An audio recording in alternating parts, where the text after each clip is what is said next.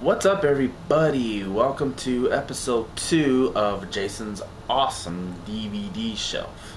I got some more movies I'm going to talk to you about today. Some that I bought, some that were given to me, and some that I found. We'll get to the one that I found first, because I'm sure everyone's curious about that one. This in and of itself is a long story. But me and the future wife do this thing called geocaching. Now, before you freak out and think it's a weird sexual term, it's not. It's kind of, the short version of it, it's kind of like a scavenger hunt that you use with a GPS. And you basically download these coordinates onto your GPS, you go to the coordinates, you find a box, sign your name, and you're done. Okay, so one of the boxes we found, the guy that put it there, he had this idea to exchange CDs and DVDs. And so we found this, and we found a few DVDs in there. None of them worth mentioning or even grabbing. But then I found this, and I was like, I gotta take this. This is just hilarious. It's a movie called Row Your Boat. It stars John Bon Jovi, Ba Ling, and William Forsythe. And yeah, and it sounds just like a boring Lifetime movie, to be honest. But like with a cast like that, it's like I gotta own that movie. And this thing has been through some hell. Like the case is all, it's all like cracked and opened, and it's probably one of the two reasons why someone got rid of it. I haven't watched it yet. DVD itself doesn't look too badly scratched, but it's just it was just a funny find, and I was like, I gotta take that. It's free, so you know what the hell, you know. So that's Roll Your Boat, and I don't know if I'm ever gonna watch this, and if I'll let you know if I ever do. Okay, the next two DVDs I got from Mr. Kai Parker, and I went onto his podcast and played his tournament for his game called The Game. And if you don't know about that, check out the MILFcast on iTunes. Anyway, I came in second place, and he said I could pick 2 DVDs. So first one that I picked was Grandma's Boy. I own a copy of this movie, but not a actual copy of the movie. So I thought, hey, let me get an actual a copy of the movie. That's what this is. And then the second movie was Wolf Creek. Now, I picked Wolf Creek because I haven't seen it. I didn't see it then. So I was like, oh, that'd be a perfect opportunity to see it. Like, I don't have to pay for it. I don't have to get it on Netflix. I just get it sent to me for free. I ended up watching this, and I didn't really care for it a whole lot, really, to be quite honest with you.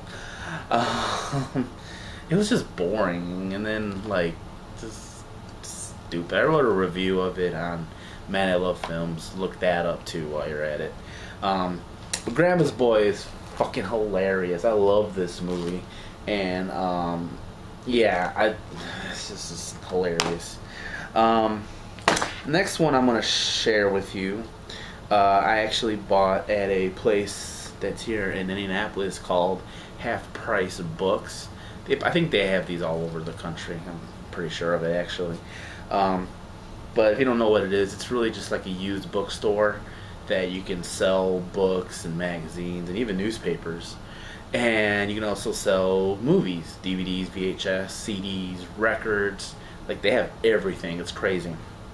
And so we were there, and I saw this movie, and it sounded interesting, called Frankenstein Meets the Space Monster.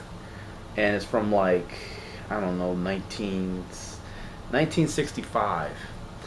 So, and it just looks all kinds of hilarious. I don't know if you could see that. I got a new camera, by the way, so if everything looks kind of weird and you don't see me too good, there's no viewfinder for me to look at as I'm recording. So I'm hoping I've been in the shot the whole time, and I'm hoping I've been holding the movies up in shot as well. I think I have. But yeah, anyway, Frankenstein meets the space monster.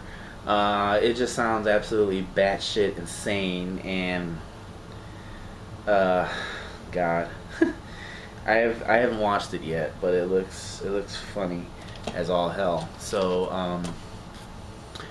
I went through those pretty quickly. Let's do one more. Okay, so against my better judgment, sometimes I get into like a mood where it's like I feel like buying a shitty movie just to have in my collection, just to say that I have that movie in that collection for whatever reason. I just get in these moods, then later I end up regretting it. And even though I didn't open it, I could have took this back at any given time, but I didn't. But I got the Killjoy collection. Apparently they made a third Killjoy movie. I wasn't aware of that. I think that's really what drew me to this, really, was the third Killjoy movie. The first two just got awful. The second one's worse than the first, so the third doesn't have any hope at all whatsoever. But if you don't know what Killjoy is, it's Jesus Christ. Basically, not to be racist, it's a black child's play, because it's about this kid who gets bullied, and he uses voodoo to bring a clown doll to life, and then the clown doll kills the bullies.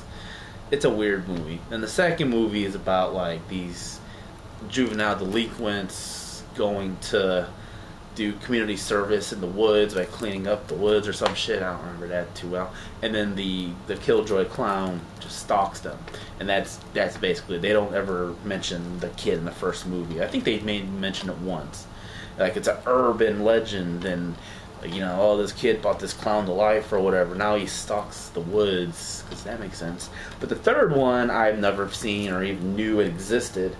It does have hope, because it says right here Killjoy 3 has nudity, which Killjoy 1 had nudity for like 10 seconds, and it's not even mentioned down here.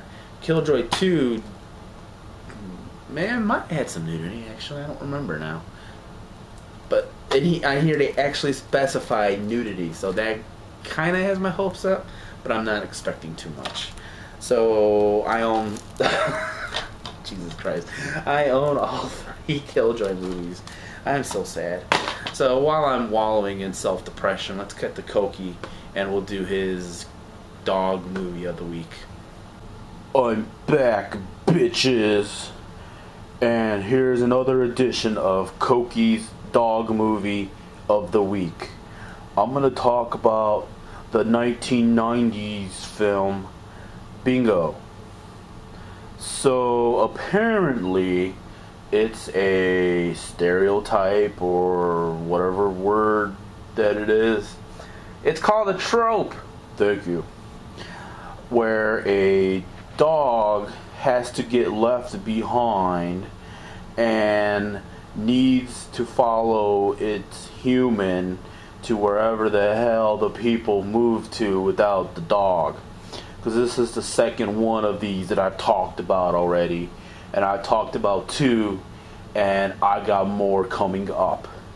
So in this movie we have a kid who adopts this dog named Bingo, and the kid's dad is like a football player, so he gets traded from one city to another, and the guy doesn't like dogs for whatever fucking reason and leaves the dog behind, and then the dog goes on a wacky adventure across country. You kind of get the stick from it.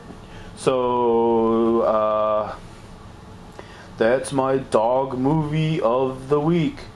Do I recommend it?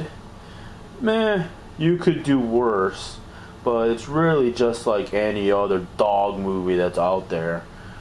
You know, I hope while I'm doing this, I find a dog movie that isn't about a dog tracing a family across the country, because us dogs need to be dependent on our own. That's right. We can live without humans. We don't need stinking humans whatsoever. You got that?